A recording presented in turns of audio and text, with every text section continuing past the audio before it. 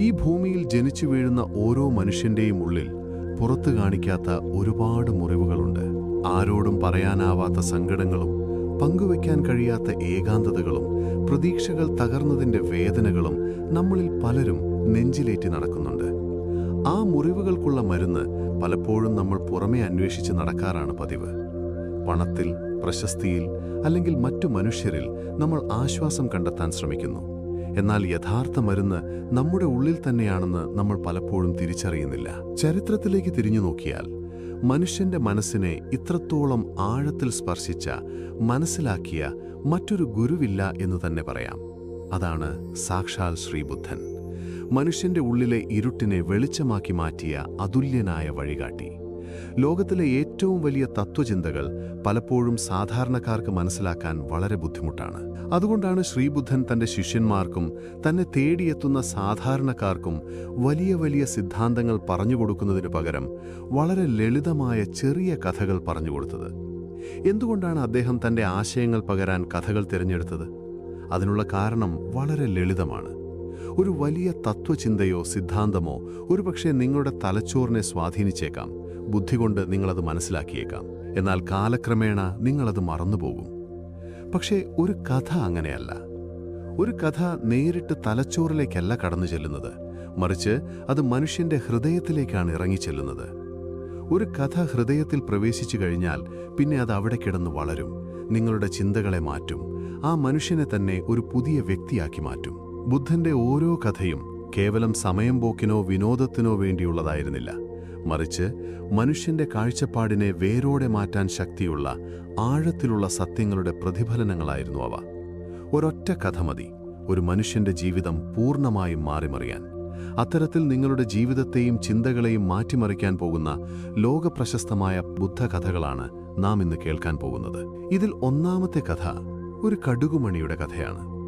ഇത് കേവലം ഒരു ചെറിയ കഥയല്ല, മറിച്ച് ലോകത്തിലെ ഓരോ മനുഷ്യനും ജീവിതത്തിൽ ഒരിക്കലെങ്കിലും കടന്നു പോകേണ്ടി വരുന്ന ഒരു വലിയ യാഥാർത്ഥ്യത്തിൻ്റെ, കൈപ്പേറിയ സത്യത്തിൻ്റെ നേർക്കാഴ്ചയാണ്. പുരാതന ഇന്ത്യയിലെ ഒരു ചെറിയ ഗ്രാമത്തിൽ കിസാ ഗൗതമി എന്നൊരു സ്ത്രീ ഉണ്ടായിരുന്നു. അവൾക്ക് ലോകത്തിലാകെ ഉണ്ടായിരുന്നത് അവളുടെ ഏക മകൻ മാത്രമായിരുന്നു. ഭർത്താവ് നേരത്തെ നഷ്ടപ്പെട്ട അവളുടെ ജീവൻ തന്നെ ആ കൊച്ചുകുഞ്ഞിലായിരുന്നു. അവനായിരുന്നു അവളുടെ പകലും രാവും, അവളുടെ സ്വപ്നവും യാഥാർത്ഥ്യവും. എന്നാൽ ഒരു ദിവസം അവളുടെ ജീവിതത്തിൽ ആ വലിയ ദുരന്തം സംഭവിച്ചു. അപ്രതീക്ഷിതമായി ആ കുട്ടിക്ക് കടുത്ത അസുഖം ബാധിക്കുകയും ദിവസങ്ങൾക്കുള്ളിൽ അവൻ ഈ ലോകത്തോട് വിട പറയുകയും ചെയ്തു. സ്വന്തം ജീവന്റെ പാതിയായ കുഞ്ഞ് കൺമുന്നിൽ ജീവനില്ലാതെ കിടക്കുന്നത് കണ്ടപ്പോൾ ആ അമ്മയുടെ സമനില തെറ്റി. അവൾക്ക് ആ വലിയ സത്യം ഉൾക്കൊള്ളാൻ കഴിഞ്ഞില്ല.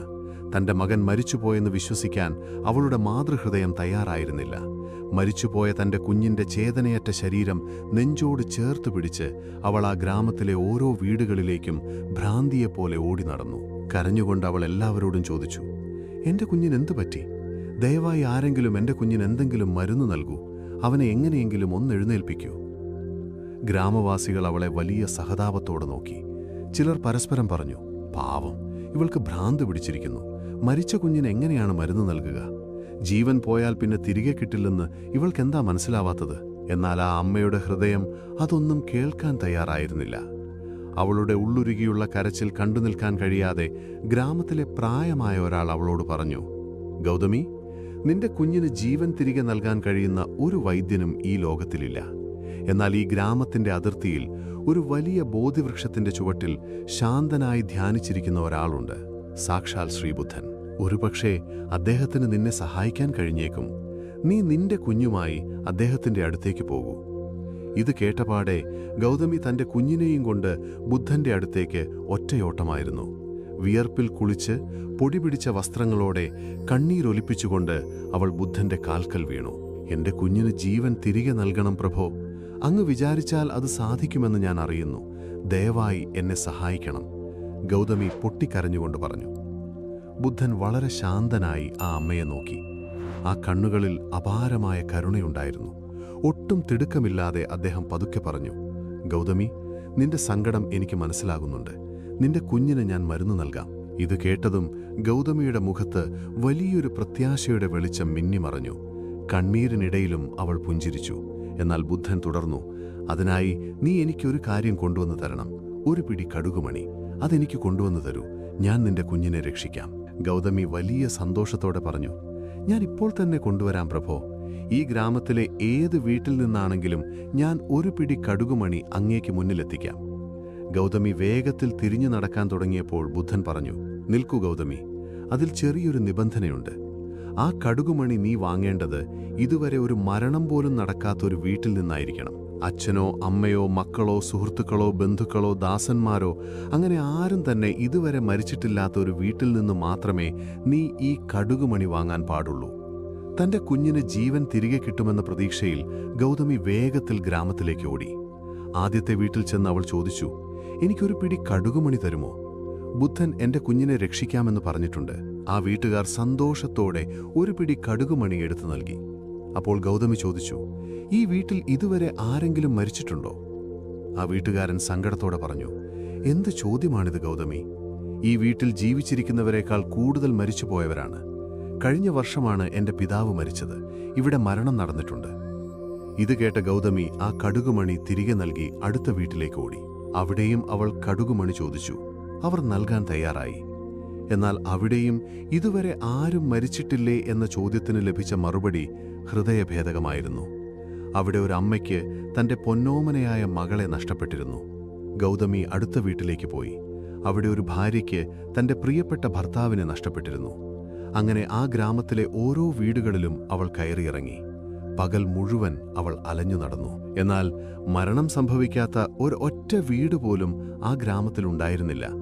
ഓരോ വീട്ടിലും പറഞ്ഞറിയിക്കാനാവാത്ത സങ്കടങ്ങളുടെ വലിയൊരു കടൽ തന്നെയുണ്ടെന്ന് ഗൗതമി പതിയെ മനസ്സിലാക്കാൻ തുടങ്ങി. വൈകുന്നേരമായപ്പോൾ തളർന്നുപോയ ഗൗതമി ഗ്രാമത്തിന്റെ അതിർത്തിയിലുള്ള ഒരു കുന്നിൻ ചെരുവിൽ വന്നിരുന്നു. ഇരുട്ട് വീണു തുടങ്ങിയിരുന്നു. ഗ്രാമത്തിലെ വീടുകളിൽ ഓരോന്നായി വിളക്കുകൾ തെളിയുന്നത് അവൾ നോക്കി നിന്നു. ചില വിളക്കുകൾ പ്രകാശിച്ചു നിന്നു, ചിലത് കാറ്റിൽ പെട്ടെന്ന് അണഞ്ഞുപോയി. ആ നിമിഷത്തിൽ ഗൗതമിയുടെ ഉള്ളിൽ വലിയൊരു തിരിച്ചറിവുണ്ടായി. മനുഷ്യന്റെ ജീവിതവും ഈ വിളക്കുകൾ പോലെയാണ്. അത് കുറച്ചുകാലം പ്രകാശിക്കുന്നു, പിന്നെ പെട്ടെന്ന് അണഞ്ഞു പോകുന്നു. മരണമെന്നത് എന്റെ മാത്രം സങ്കടമല്ല.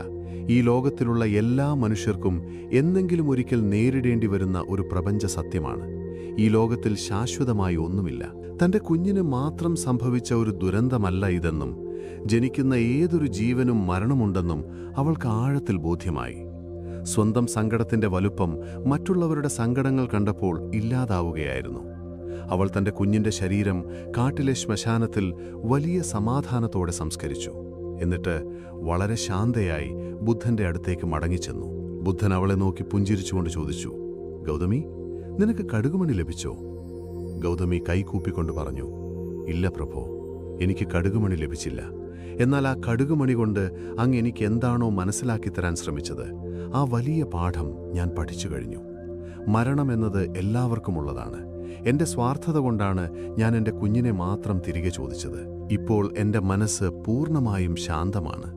ബുദ്ധൻ പറഞ്ഞു, ഗൗതമി, സ്വന്തം സങ്കടം മാത്രം കാണുമ്പോൾ നാം കരുതുന്നത് നമ്മളാണ് ലോകത്തിലെ ഏറ്റവും വലിയ ദുഃഖിതരെന്നാണ്. എന്നാൽ മറ്റുള്ളവരുടെ സങ്കടങ്ങളിലേക്ക് നോക്കുമ്പോൾ നാം മനസ്സിലാക്കും നമ്മുടേത് വളരെ ചെറുതാണെന്ന്. നഷ്ടങ്ങൾ എല്ലാവർക്കുമുണ്ടാകും. ദുഃഖം പ്രപഞ്ചത്തിലെ എല്ലാ ജീവജാലങ്ങൾക്കും ബാധകമാണ്. അത് പ്രകൃതിയുടെ നിയമമാണ്. ആ യാഥാർത്ഥ്യം മനസ്സിലാക്കി അംഗീകരിക്കുക എന്നതാണ് സമാധാനത്തിലേക്കുള്ള ഒരേയൊരു വഴി. ഈ കഥ നമ്മളോട് പറയുന്ന വലിയൊരു പാഠമുണ്ട്. ജീവിതത്തിൽ നമുക്കെല്ലാവർക്കും വലിയ നഷ്ടങ്ങൾ ഉണ്ടായിട്ടുണ്ടാകാം. പ്രിയപ്പെട്ടവരുടെ വേർപാട്, സാമ്പത്തിക നഷ്ടം, ബന്ധങ്ങളിലെ തകർച്ച, പ്രണയനൈരാശ്യം, അങ്ങനെ പലതും. അപ്പോഴെല്ലാം നമ്മൾ ചിന്തിക്കും, എനിക്ക് മാത്രം എന്താണ് ഇങ്ങനെ സംഭവിക്കുന്നത് എന്ന്. എന്നാൽ ഓർക്കുക, ദുഃഖമെന്നത് ഈ ലോകത്തിൽ എല്ലാവർക്കുമുള്ളതാണ്. പുറമെ ചിരിച്ചു നടക്കുന്ന പലരുടെയും ഉള്ളിൽ വലിയ സങ്കടങ്ങളുണ്ട്. അതാർക്കും ഒഴിവാക്കാൻ കഴിയില്ല. എന്നാൽ ആ ദുഃഖത്തെ എങ്ങനെ സ്വീകരിക്കണം എന്നത് നമ്മുടെ തീരുമാനമാണ്. യാഥാർത്ഥ്യത്തെ ഉൾക്കൊള്ളാൻ പഠിക്കുമ്പോഴാണ് നമ്മുടെ ഉള്ളിലെ വലിയ ഭാരമില്ലാതാകുന്നത്.